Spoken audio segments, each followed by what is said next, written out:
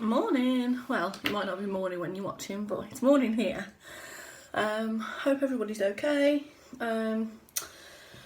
What's everybody up to? How's everybody coping? We are currently isolating because there's been a case of COVID at my daughter's school. My daughter's 5. There's been a case in her class, so she's not showing any symptoms or anything yet. Hopefully, it's been a week now, so hoping that means that she's not going to have any symptoms. But you don't know. So she's got to isolate. Technically, we can go out, but I'm always with her because my partner works like really long hours. Yeah, so basically I'm isolating too. So we've made cakes this morning and yeah, I'm trying to get things done. So if you are watching me for the first time, hello, welcome. I'm Charlotte, I'm the fertility coach. I'm a bit of a rambler, as you've probably just seen. I started my fertility coaching and hypnotherapy business because it's something that affected me for such a long time and affected so many areas of my life. And what I wanted to talk about today is the anger that comes with infertility and all of the things associated and linked with it. So the miscarriages, the diagnosis or lack of diagnosis in a lot of cases, and all the things in between. So I did a post yesterday talking about it's okay to be angry, and it really is. A lot of people, when they come to me for like a consultation call, and then we start to work out what's best for them, whether it be just hypnotherapy on its own or the coaching program, which includes hypnotherapy. We start to talk about them, their journey, what's affected them, their diagnosis if they've got one, and a lot of people say, I'm so angry, I don't know where it's all come from, I don't know how to deal with it. And that's okay, that's perfectly acceptable. I was angry for such a long time. Even after I had my daughter, if you followed me and followed my story, you'll know that it took 5 to 6 years for me to get pregnant when we'd actively started trying. But I was angry after because I had to have an emergency cesarean, so that didn't go right. Then I suffered with depression after I had my daughter. And there just seemed this whirlwind after whirlwind of problem after problem and obstacle after obstacle. And I was so angry and I just thought, God, I've been through enough. Like, we as a married couple had been through enough. Life shouldn't be like this. And I was so angry and I didn't know how to deal with that, how to express it, how to get that out properly. So sometimes it came out in the wrong way. And as they always say, it comes out to the wrong people. So 9 times out of 10, it was probably Mark, who's my husband, or the people I'm closest to, other than that, my mum and my brother. So it probably came out sometimes in the wrong way to the wrong people. Sometimes I know I just sort of completely went inside my shell, and it was just because I couldn't cope with all the emotions and everything else racing around in my head. So it's okay to be angry, it's okay to feel how you feel, and don't let people... What really aggravates me is when people tell you not to feel a certain way. Like, you feel how you feel and that's okay, and if you don't deal with those emotions, that feeling isn't ever going to change. So that's number one. That's the first thing I'll sort of say to people. And if you've done coaching with me, you'll know that I really encourage people to sort of go out and let the anger out and let the emotions out and all of that. So yesterday was about anger, but it's how that then flows and trickles through to our life that I wanted to discuss today. And for me, I did the worst possible thing because I ended up pushing my husband away and pushing back against him in so many aspects of life, because they always say we take it out on the people we love, we take it out on the people closest to us, and I did, and it caused problems. If you follow me, you'll know that I always talk about the person who's got the diagnosis or the problem feels like no one understands them, They don't know what to do, they don't know what to say, no one's saying anything to them. Why are people being so nasty and not speaking to them? And then the person who hasn't in the relationship, if that's how it is, and it was in ours, so it was me that had the problem, Mark had his tests and was fine. So the person who hasn't got the problem or hasn't got the diagnosis tends to feel that they don't know what to say. They don't want something to be taken the wrong way. They don't want it to come across wrong. They don't want it to affect their relationship. So sometimes there can be an element of, oh, well, if we just don't talk about it, it won't affect things. So all of this thrown into a pot, stirred round, it just comes out the wrong way. And that's 100% what happened for us. And a lot of it was down to me. It was, I pushed him away. I didn't deal with the things I needed to deal with. I somehow blamed him for a lot. And I don't mean as in it's your fault we can't get pregnant. It was just, I was so angry and bitter, and there was an element of, well, you couldn't possibly know how I feel because it's not you that's the problem. So rather than working with him, I worked against him. And it was that exact time that we should have been pulling together even more.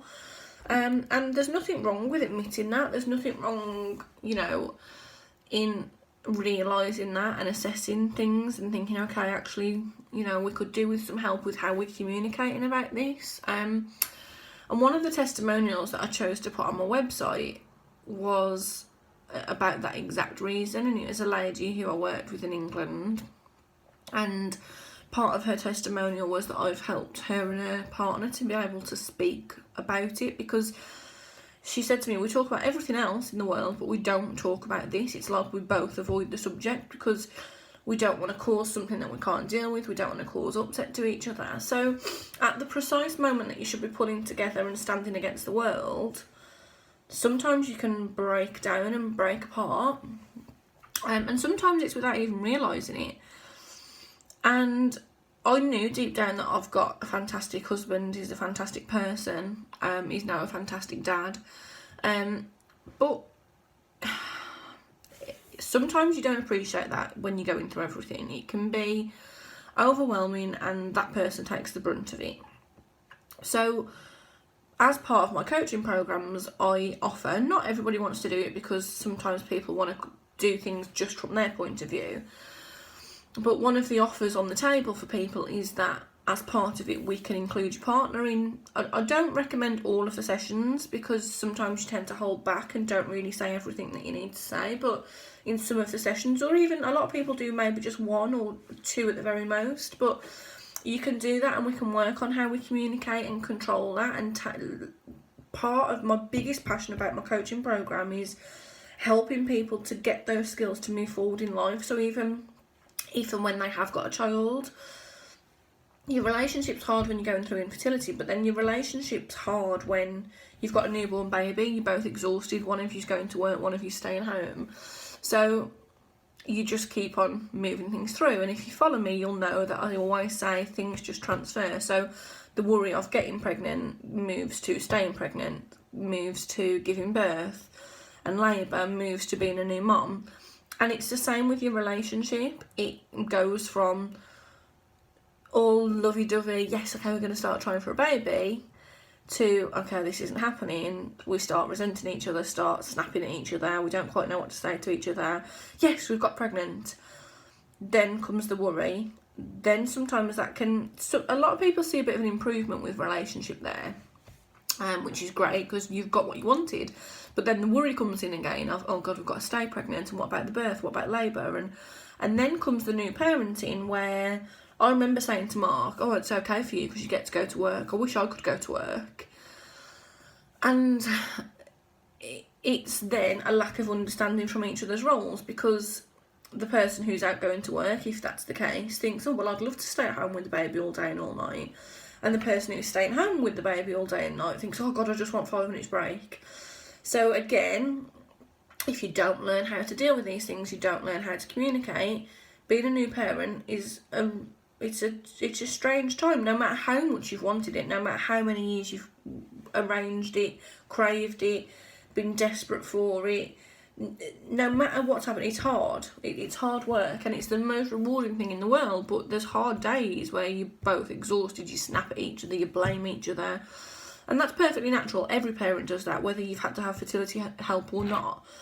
But part of my programme and what I'm really passionate about is teaching you the skills for yourself and knowing your body, knowing your cycle, knowing all about you. And there's some there's a lot of self-care and work on yourself in there. Sometimes it brings up some not very nice things, but until we bring them up, we can't let them go. And if you can learn how to communicate more, communicate better, communicate in a stronger way, and your partner can do that, you're going to take those skills forward into the rest of your life, if and when you have a child. So it's okay to be angry, it's okay to be hurt, it's okay to think, okay, our relationship is taking a few blows here, things are getting a little bit touchy, a little bit rocky. That's okay. I don't know one person who has been through fertility treatment or a miscarriage or any diagnosis of any sort to do with fertility, infertility, who can say to me, no, it's never affected our relationship, we've never taken it out on each other, and I'm sure there are some people, but we're all human beings, we have our natural feelings, our natural reactions. Sometimes we know they're not right, but we can't help it because that's how we feel there and then, and we do take it out and on the people that we love the most and that we're closest to. So whilst I'm not saying that's okay, because eventually you're both going to get tired of that, it's okay to say that, you know what, we need some help with this. We need some help on how we start to make this part stronger and how we pull together during the hardest, most exhausting times. And when you've learned how to do that, you will feel so much stronger, so much calmer, so much more at peace to move forward. So infertility does affect relationships. It affects every aspect of your life. So if you are struggling with relationships, with communications, and when I talk about relationships, I don't just mean with your partner, with your spouse, with your husband, whoever it may be. I mean your relationships can suffer with family, with friends, with work colleagues, because they don't know what you're going through unless they've been through it. You sometimes can probably come across the wrong way, as I know I did, and be like, you couldn't possibly understand. But then they're probably thinking, well, I don't understand because you're not talking to me about it. So it's about communicating on the right level and how you communicate. And then sometimes people don't want anyone to know, which is absolutely fine. And I have probably 3/4 of my clients who say we haven't really told anyone, or maybe our parents might know, or that's it, or my best friend might know, or something. Maybe there's one person, if not. So a lot of people just don't tell anyone, so then it can be really hard because you've only got each other to talk to and bounce things off, and when you butt heads, you haven't even got anyone that you can go and let that steam off to and just say, oh, this was a conversation we had, I didn't like this, or I shouldn't have done this, or I shouldn't have said this that way, or... So it just builds up and builds up and builds up and builds up and then explodes.